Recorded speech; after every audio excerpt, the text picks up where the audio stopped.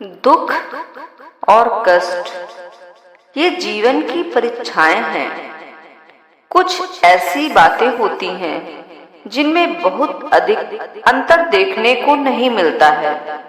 पहली बात यह है कि व्यक्ति को अपने जीवन में अनेक प्रकार के कष्टों एवं समस्याओं का सामना करना पड़ता है। दूसरी बात यह है कि जब व्यक्ति अपने समस्त प्रयास करने के पश्चात भी समस्याओं का समाधान तलाश नहीं कर पाता, तब ईश्वर की शरण में जाना ही एकमात्र विकल्प बचता है। और वहां से बहुत कम व्यक्ति ही खाली हाथ वापस आते हैं, अन्यथा सभी की समस्याएं एवं कष्ट दूर होने का अवश्य ही मार्ग प्राप्त हो जाता है। दुख एवं कष्ट के समय अगर कोई व्यक्ति ईश्वर का स्मरण करता है तो वह आवाज उसके दिल से निकलती है। ईश्वर इस करुण पुकार पर शीघ्र ही उसकी कष्ट मुक्ति की राह को आसान कर देते हैं। इसके अलावा अन्य अनेक ऐसे उपाय हैं जिनके प्रयोग से व्यक्ति के कष्ट दूर हो जाते हैं।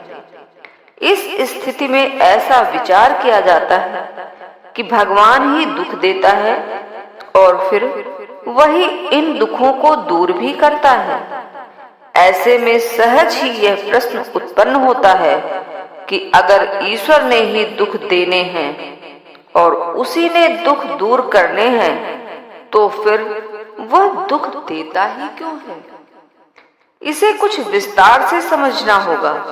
इस बारे में अब अधिक कुछ बताने की आवश्यकता नहीं है कि प्रत्येक व्यक्ति के जीवन में कभी न कभी दुख एवं कष्ट अवश्य आते हैं।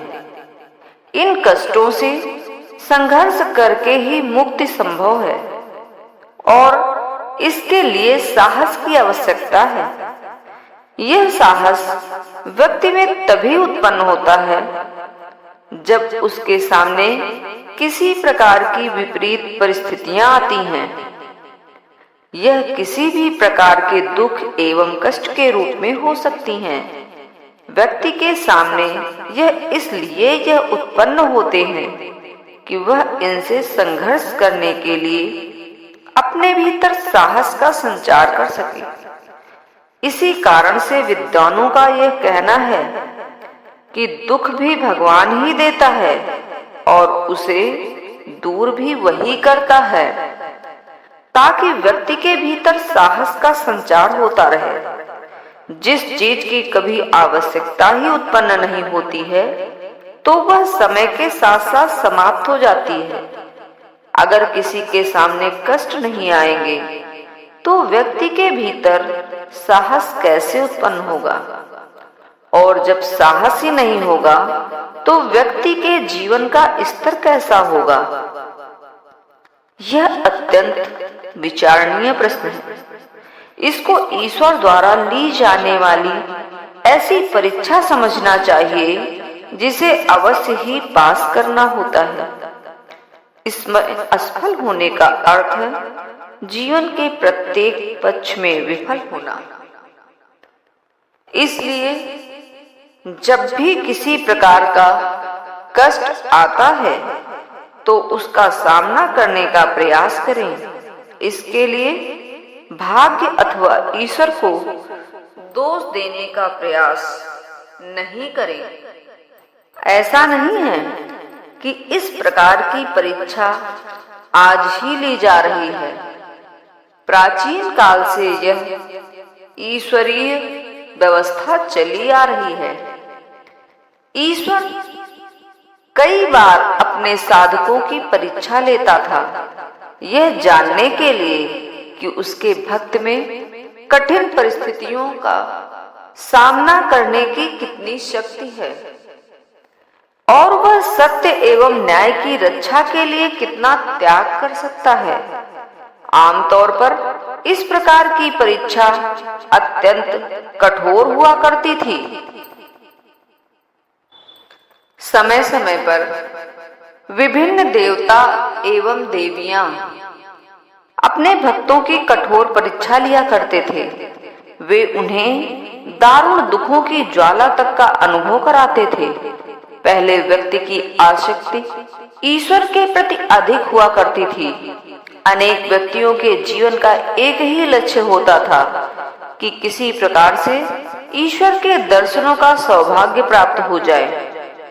ईश्वर की भक्ति एवं उसके जाप से बढ़कर अन्य किसी चीज के प्रति उनकी कोई आसक्ति नहीं होती थी। जो भक्त वास्तव में ईश्वरीय भक्ति से भरा होता था, उसके जीवन का एक ही लक्ष्य होता था कि किसी भी प्रकार से ईश्वर की कृपा प्राप्त हो जाए अथवा उनके दर्शन हो जाएं। इसके लिए वह हर समय ईश्वर की साधना में ही डूबा रहता था। ईश्वर जितनी भी कठोर परीक्षा लेता, वह उसमें हमेशा सफल रहता था। तब ईश्वर प्रसन्न हो जाते थे और अपने भक्त को, साधक को वर मांगने के लिए कहते। भक्त जो चाहता उसे ईश्वर के वरदान का प्रतिफल मान लिया जाता था। इस संदर्भ में यह राजा हरिश्चंद्र का यहाँ उल्लेख करना आवश्यक है। राजा हरिश्चंद्र की कथा के समस्त पाठक परिचित हैं कि कैसे उन्होंने अपने राज्य का त्याग किया, पत्नी और पुत्र से बिछड़ गए। दारुण दुख भोगते हुए वे शमशान में कार्य करने लगे, जहां उनका कार्य चिता दहन से पूर्व उचित शुल्क प्राप्त करना था। इसी शमशान में उनकी पत्नी अपने एकमात्र पुत्र का शव लेकर आई, किंतु कर्तव्य से बंधे होने के कारण बिना शुल्क प्राप्त किए अपने पुत्र का अंतिम संस्कार भी नहीं होने दिया। तब उनकी पत्नी ने अपनी ओढ़नी का आधा भाग फाड़ कर दिया। तभी उन्होंने अपने पुत्र के अंतिम संस्कार की आज्ञा प्रदान की। इसी समय भगवान प्रकट हुए। उन्होंने राजा हरिश्चंद्र के पुत्र को जीवित कर दिया और बोले कि हे राजन, मैं तुम्हारी परीक्षा ले रहा था, इसमें तुम सफल रहे हो। मैं तुमसे प्रसन्न हूँ, जो चाहते हो वर मांग लो। तब राजा हरिश्चंद्र ने हाथ जोड़े और विनम्रता पूर्वक कहा कि हे प्रभु, मैं आपसे अपने लिए कुछ नहीं मांगता, किंतु एक वचन अवश्य मांगता हूँ। वह यह है कि आप कृपा करके भविष्य में अन्य किसी की इतनी कठोर परीक्षा ना लें, क्योंकि मैं समझता हूँ कि कोई भी इतनी कठोर परीक्षा नहीं दे पाएगा। अगर ऐसा होता है तो भगवान का भक्त से और भक्त का भगवान से विश्वास उठ जाएगा। ऐसा किसी के हित में भी नहीं होगा। तब भगवान ने राजा हरिश्चंद्र को वचन दिया कि वह भविष्य में कभी किसी की इतनी कठोर परीक्षा नहीं लेंगे।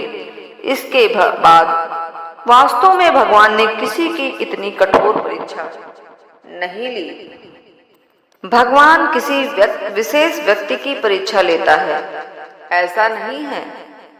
परीक्षा तो सभी की ली जाती है। हमारे आपके जीवन में आने वाली समस्याएं, परेशानियां, दुख, कठिनाइयां आदि भगवान के द्वारा ली जाने वाली परीक्षा के विभिन्न स्वरूप हैं। परीक्षा में केवल एक ही बात की प्रमुखता रहती है कि कैसे सफल हुआ जाए, क्योंकि जो परीक्षा में सफल होगा वही आगे जा पाएगा। जो विफल रहेगा वह खड़ा रहेगा जहां पर वह खड़ा हुआ है। व्यक्ति के सामने जब किसी प्रकार की कठिनाई आती है तो वह उसको दूर करने के लिए प्रयास करने लगता है। इसके लिए व्यक्ति संघर्ष करता है और अंततः सफल हो जाता है। कभी कभी कोई व्यक्ति इतनी क्षमता से संघर्ष करने के उपरांत भी उसमें सफल नहीं होता है। ऐसे में प्राचीन काल से हमारे विद्वान ऋषियों महर्षियों ने ऐसे मार्गों का निर्देश किया था जिन पर चलकर व्यक्ति अपने संघर्ष में सफल हो जाता है। यह मार्ग अनेक छोटे छोटे उपायों के रूप में देखने को मिलता है। इन उपायों में कुछ उपाय पूजा पाठ के साथ साथ मंत्र विशेष का निर्दिष्ट संख्या में जाप करना होता है। कुछ उपायों में यंत्र प्रयोग किया जाता है। कुछ उपाय रत्न धारण और विशेष कार्य विधि पर आधारित होते हैं। उपायों का स्वरूप अलग अलग होने पर भी यह पूर्ण प्रभाव देते हैं। यह वे उपाय हैं जिनका प्रयोग प्राचीन काल से होता आया है। हम कभी न कभी किसी कारण से संकट में आ जाते हैं। तब कोई उपाय करने पर समस्या का समाधान प्राप्त होने लगता है। संकट से मुक्ति मिल जाती है। इसका तात्पर्य यह है कि हम भगवान द्वारा ली गई परीक्षा में सफल हो रहे हैं। सफलता की प्रसन्नता का आनंद बहुत बढ़ जाता है। इससे आत्मबल बढ़ने लगता है।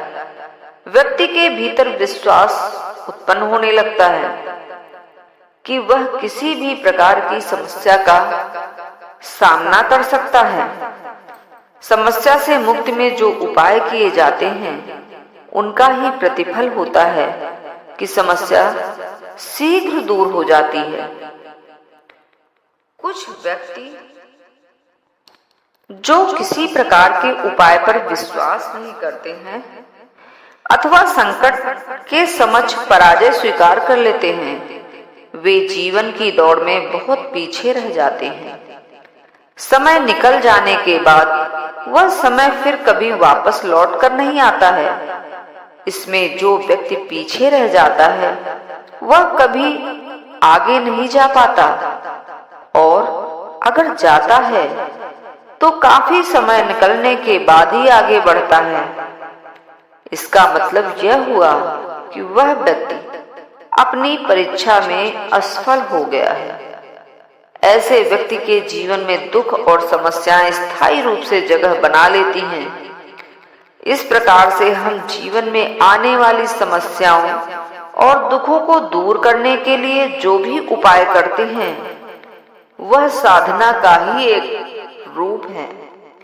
यह उपाय इतने सहज और सरल हैं कि कोई भी व्यक्ति आसानी के साथ कर सकता है और इसका उसे लाभ भी प्राप्त होता है। यह छोटे छोटे उपाय ही सुगम साधना के स्वरूप हैं। आज जब किसी व्यक्ति की भगवान परीक्षा लेता है तो वह अधिक कठोर नहीं होती है। इसके समाधान के जो उपाय हैं वह भी अधिक कठोर नहीं है, किंतु इससे यह समझ लेना गलती होगी कि इनका प्रयोग करते ही लाभ की प्राप्ति हो जाएगी। लाभ की प्राप्ति होती तो अवश्य है, किंतु इसके लिए दो बातों का विशेष ध्यान रखना आवश्यक है। इसके बिना उपाय की सफलता को संदिग्ध ही माना जाना चाहिए। इसमें पहली बात यह है कि जब भी आप कोई उपाय करते हैं तो मन में यह विश्वास होना चाहिए कि इस उपाय के द्वारा अवश्य आपकी कामना पूर्ति की राह आसान होगी। बहुत से लोग विचार करते हैं कि एक छोटा सा उपाय साधना कैसे हो सकता है, इससे कष्ट से मुक्ति कैसे संभव हो सकती है। इसे पूर्व में स्पष्ट किया गया है कि आप जो भी उपाय करते हैं वह साधना ही है। साधना की सफलता तभी निश्चित होगी जब मन में उसके प्रति पूरा विश्वास होगा। क्योंकि यह उपाय छोटे हैं, सरल हैं और आसानी से किए जा सकते हैं। इस कारण व्यर्थ के विचार मस्तिष्क में नहीं लाने चाहिए और ईश्वरीय शक्ति पर विश्वास रखते हुए निष्ठा और आस्था के साथ उपाय किए जाने चाहिए। इस बारे में दूसरी बात भी महत्वपूर्ण है। व्यक्ति जो कुछ भी प्राप्त करता है वह सब उसके द्वारा किए जाने वाले कर्मों के बल पर ही प्राप्त होती है। अगर कोई समस्या है, उसके लिए आप कोई उपाय करते हैं, तब भी समस्या के समाधान के लिए संघर्ष करना ही होगा।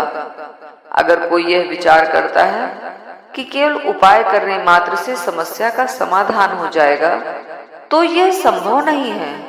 अगर कोई व्यक्ति व्यापार ठीक से नहीं चलने के कारण समस्या में है, इस समस्या को दूर करने के लिए वह कोई उपाय करता है, तो उसे उपाय के साथ साथ अपने काम पर विशेष ध्यान देना होगा, क्योंकि जिस फल की प्राप्ति होनी है वह व्यापार के द्वारा मिलने वाले लाभ के द्वारा ही होगी। व्यापार में अच्छा लाभ मिलता है तो आर्थिक समस्याएं दूर होती हैं और जीवन में आनंद एवं उल्लास की वृद्धि होती है। किसी भी प्रकार का उपाय कैसा फल देगा, यह आपके विश्वास एवं कर्म शक्ति पर निर्भर करता है। अपने आप में कोई भी उपाय चमत्कार नहीं करता है। आपने उपाय कर लिया तो फल स्वतः प्राप्त होने लगेगा। फल प्राप्ति के लिए भी प्रयास करना आवश्यक है। विद्वान आचार्यों द्वारा बताए गए छोटे छोटे उपाय आपकी साधना में आने वाले अवरोध को दूर करते हैं, कष्ट एवं पीड़ा के प्रभाव को न्यून करते हैं तथा जो लाभ मिलना चाहिए उसमें वृद्धि करते हैं। जिस प्रकार से भगवान भक्त की भक्ति एवं भावना से प्रसन्न होते हैं, वैसे ही किए जाने वाले उपाय भी आपके कर्म और विश्वास के आधार पर फल देते हैं। अगर कोई उपाय किया जाता है तो मन में विश्वास होना चाहिए कि इसका फल अवश्य मिलेगा और फिर अपने कर्म पर ध्यान दिया जाना चाहिए। यह समस्त उपाय ईश्वरीय कृपा से ही फल देते हैं, इसलिए इससे प्राप्त होने वाले फल पर अविश्वास वाली बात नहीं होनी चाहिए। यह संभव है कि किसी को फल की प्राप्ति शीघ्र ही हो जाती है, कुछ लोगों को थोड़े विलंब से होती है, किंतु होती अवश्य है। कुछ स्वकथित ज्योतिषी एवं तांत्रिक समस्याग्रस्त व्यक्ति परेशानियों का अनुचित दोहन करते हैं। एक जातक अगर किसी समस्या को लेकर ऐसे ही किसी ज्योतिषी या तंत्र विज्ञानी के पास जाता है, तो वे सर्वप्रथम उस जातक की समस्या को विकराल बताते हुए परिणामों की भयावहता के बारे में बताते हैं। वे पूरा प्रयास करते हैं कि उनके पास आने वाला जातक बहुत अधिक भयभीत हो जाए, तभी वे उसका आर्थिक दोहन कर पाएंगे। कष्टों से शीघ्र मुक्ति के भ्रम में आकर अनेक व्यक्ति इनकी बातों में आ जाते हैं। तत्पश्चात वे भारी भरकम अनुष्ठान आदि का उपाय बताकर तुरंत प्रारंभ करने पर जोर देते हैं। ऐसे अनुष्ठानों पर हजारों रुपए का खर्च तथा 10-15 दिन का समय लग जाता है। समस्या एवं परेशानी से त्रस्त व्यक्ति किसी प्रकार से व्यवस्था करके बताए गए अनुष्ठान को करवाने के लिए राजी भी हो जाते हैं, किंतु पूरे अनुष्ठान के पश्चात भी स्थिति में कोई अंतर नहीं आता है। ऐसी स्थिति में जिस व्यक्ति ने अनुष्ठान करवाया है वह आर्थिक एवं मानसिक रूप से स्वयं ठगा हुआ अनुभव करता है। इसके बारे में अनुष्ठान करवाने वाले व्यक्ति से संपर्क किया जाता है तो वहां से किसी प्रकार का संतोषजनक उत्तर प्राप्त नहीं होता है। ऐसे जातक जब किसी छोटे से उपाय को श्रद्धा एवं विश्वास के साथ करते तो उसका तत्काल प्रभाव देखने में आता है। यह आश्चर्य वाली बात है। यहाँ एक प्रश्न उत्पन्न होता है कि आखिर जिस अनुष्ठान में 3, 5 अथवा 11 पंडितों द्वारा लाखों की संख्या में मंत्र जाप किया गया, यज्ञ किया गया, फिर उसका लाभ क्यों नहीं मिला? इसके विपरीत एक छोटे से उपाय द्वारा लाभ की प्राप्ति कैसे हो गई? जब आप किसी के परामर्श पर कोई अनुष्ठान आदि करवाते हैं तो उसका विश्वास ईश्वर पर कम और अनुष्ठान करवाने वाले पर अधिक होता है। आप विचार करते हैं कि अनुष्ठान के लिए जितना धन चाहिए था उतना आपने उपलब्ध करवा दिया है। अब शीघ्र ही इस अनुष्ठान के द्वारा समस्याएं दूर हो जाएंगी। दूसरी तरफ जिस ज्योतिषी ने आपको अनुष्ठान के बारे में बताया है उसका ध्यान केवल इस बात पर है कि वह आपसे कितना धन ऐंठ सकता है। उसके कृत्य पर स्वार्थ की छाया रहती है। ऐसी मानसिकता वाले व्यक्ति द्वारा संपन्न अनुष्ठान आदि कभी सफल नहीं होते। ऐसे में यह प्रश्न उठता है कि क्या किसी भी अनुष्ठान का लाभ नहीं मिलता?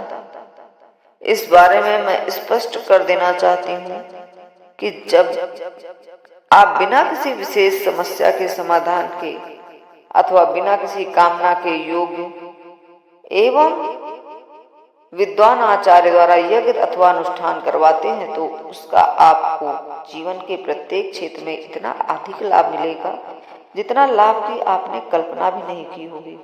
इसलिए यह बहुत आवश्यक है कि हम किसी भी समस्या के समाधान के लिए छोटे उपायों पर भी ध्यान दें, क्योंकि इनसे निश्चित लाभ मिलने की आशा होती है। किसी भी सर्वोच्च शक्ति की कृपा प्राप्त करने के लिए आवश्यक है कि हम उसके प्रति आस्था एवं सम्मान का भाव रखें। इसके पश्चात उस सर्वोच्च शक्ति की इतनी कृपा प्राप्त होने लगती है जिसका अनुमान लगाना कठिन होता है। इस समस्त सृष्टि को एक ही सर्वोच्च शक्ति चलायमान रखती है और वह शक्ति है ईश्वर। ईश्वर के द्वारा ही सृष्टि का निर्माण हुआ है और इस सृष्टि के बनाए रखने की क्षमता भी ईश्वर में ही है। हमें जो भी प्राप्त होता है वह ईश्वर की कृपा से होता है। यह कृपा केवल उसी को प्राप्त होती है जो ईश्वर के प्रति विश्वास रखता है और पूरी निष्ठा से अपने कर्म करता है। ऐसे व्यक्तियों पर किसी प्रकार की समस्या कम ही आती है। मैं पुनः कहना चाहती हूँ कि समय समय पर ईश्वर सभी की परीक्षा लेता है ताकि मनुष्य में संकट के समय संघर्ष करने की क्षमता में कमी नहीं आए तथा उसकी सत्ता एवं शक्ति के प्रति सभी में सम्मान एवं आस्था बनी रहे। यही कारण है कि कोई धनपति हो अथवा गरीब, आम व्यक्ति हो या विशेष व्यक्ति, सभी को जीवन में कभी न कभी कठिन स्थितियों का सामना करना पड़ता है। इन स्थितियों को अपने दुर्भाग्य से जोड़कर नहीं देखें, क्योंकि जब आप इन समस्याओं का सामना करेंगे, संघर्ष करेंगे, तो अवश्य ही एक दिन इसमें सफल होंगे। इसके साथ ही आपकी क्षमता और सामर्थ्य में वृद्धि होगी। किसी भी स्थिति का सामना करने का साहस बढ़ेगा। इन छोटे छोटे उपायों की यही लाभ की विशेषता है। जब भी आपको किसी प्रकार की समस्या आए तभी आप किसी भी प्रकार की सुगम साधना द्वारा समाधान प्राप्त करने का प्रयास करें। चूंकि आने वाले समय में विभिन्न क्षेत्रों में आने वाली समस्याओं में वृद्धि होगी, इसलिए अच्छा है कि इनसे मुक्ति के लिए छोटे छोटे सरल एवं सुगम उपायों के बारे में जानने का प्रयास करें और फिर स्वयं ही पूरी आस्था, श्रद्धा एवं विश्वास के साथ इनका प्रयोग करें। ध्यान रखें कि सफलता उसी को मिलती है जो इसे पाने का प्रयास करते हैं।